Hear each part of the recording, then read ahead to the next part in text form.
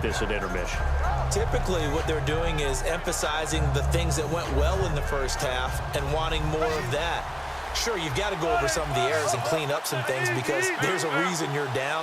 But overall, I think they want to stay positive, stay up with this team. We're just starting the second half, and we've got the football. Let's go ahead and punch it in, and then we'll take it from there. See how that recipe works. And now they're in the hurry-up. And when you're playing a quarterback with some experience and some moxie, you enter the danger zone when you decide to blitz him because if he's able to diagnose as he did on that play, he can hurt you downfield. He reads defenses so well, doesn't he? He really does, and the best part about that play for him, I don't think that was his primary target. I don't think so either. I think he had the read, figured out where the blitz was coming from, and went to a secondary target for a really nice game. He hits Baldwin right side. Give him 12 yards on that one. It earns him a fresh set of downs. And quickly, they get to the line. I don't care how many times you tell the story, it never loses its luster for me. Doug Baldwin, undrafted out of Stanford, and plays like a #1 receiver should in the NFL. I don't care how you cover him. I don't care that his size isn't great. He's the one that typically comes up with the football. Absolutely. His roots go all the way back to Gulf Breeze, Florida, where he's from, right on the water. And now we're going to get a timeout called by the Redskin defense. It's just their first, so 2 remaining as they burn one here in this third quarter.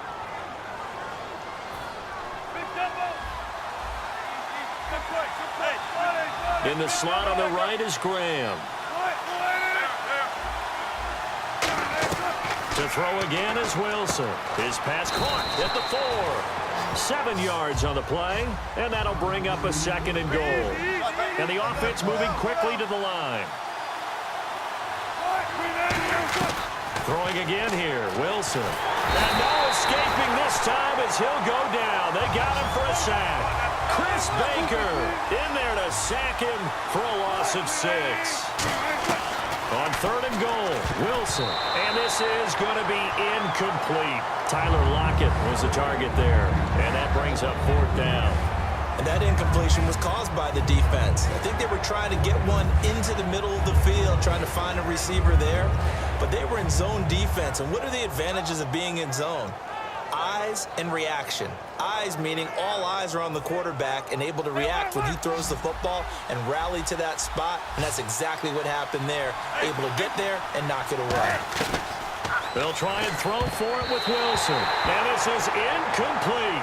They can't hook up here on the 4th down pass attempt. And the Redskins defense going to take over on the turnover on downs. Now we take a glance at the offense as they work their way back out for their first possession of the second half.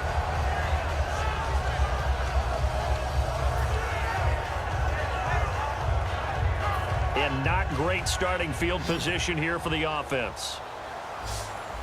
1 receiver left, 3 to the right. Cousins now to throw, and he's going to go down in the end zone. Cousins taken down for the safety. Speed comes off the edge there, Charles, from the end, and he blindsides him. And the guy who's supposed to protect the quarterback, maybe the highest paid guy on the offensive line, the left tackle, hard to deal with there. Defensive end had too much speed and got to him. After the safety, remember, they also need to give up the football, and here's the free kick.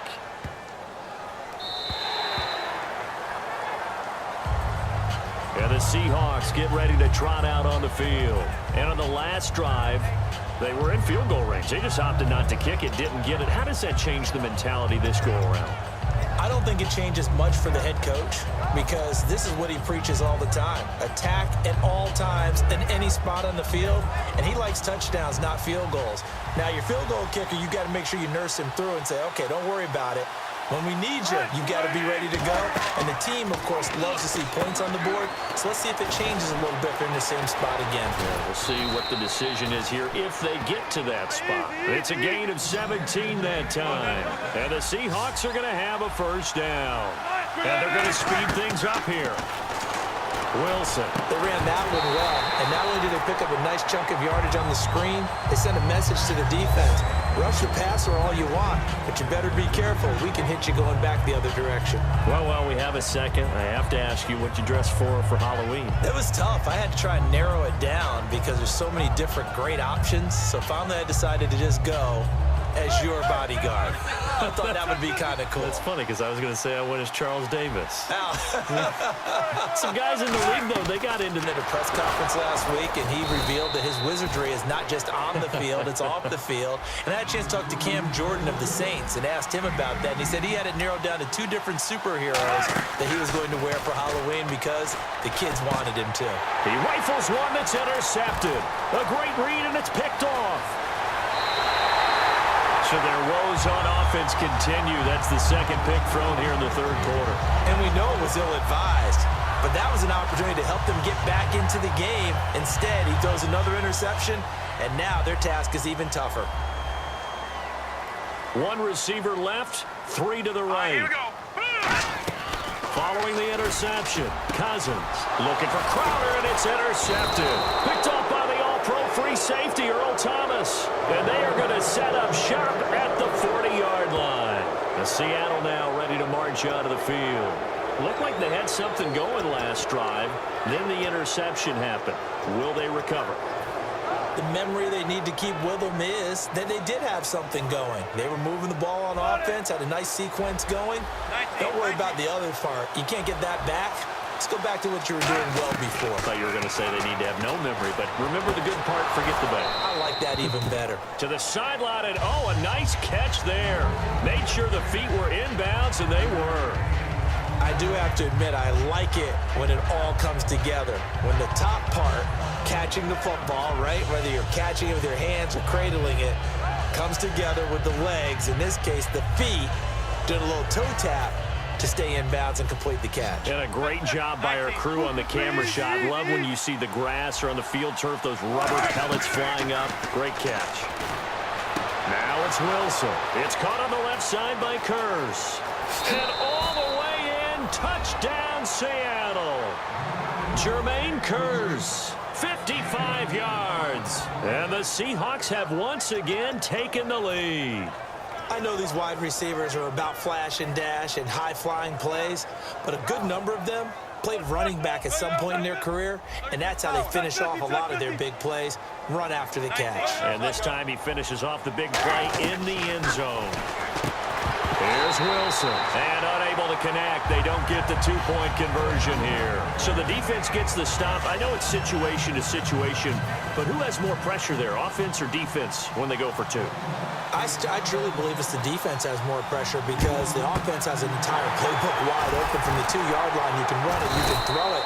So defensively, I think most teams are going to be aggressive and force the issue and try and bring pressure. The risk-reward of the onside kick, when you don't get it, the risk comes out to play, and here they gave up great field position. And that's the key to everything because you're trying your best to press advantages when you have them, and field position leads you to that type of play calling, and whether you want to blitz or whether you want to throw the ball deep, those types of things. Now they've given up that type of field position, the advantage is switched to their opponent.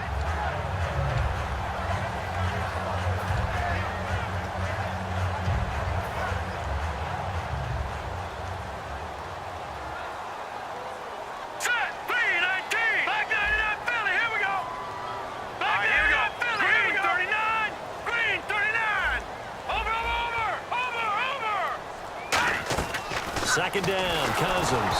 And he takes a shot on the release as this will be incomplete.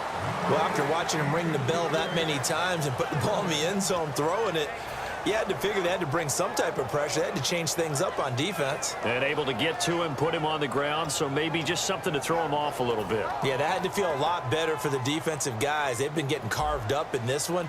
To finally knock him on the ground and force an incompletion, that's got to be a sigh of relief. Cousins to throw it. He finds his target. It's Crowder. Touchdown, Washington. Jamison Crowder, his second touchdown of the afternoon. And the Redskins have once again taken the lead. I know we often laugh, and sometimes we even exalt the guys who are great trash talkers and give us some really funny lines. But the bottom line is absolute production on the field. His second touchdown of the game, and they lead. And now they'll be looking to their defense to preserve that lead. Cousins will try and throw. And this will be caught. as they convert here for 2. So they go with a pass, and it works there on the two-point try. Charles, just in general, what are your thoughts passing versus running on two-point conversion situation?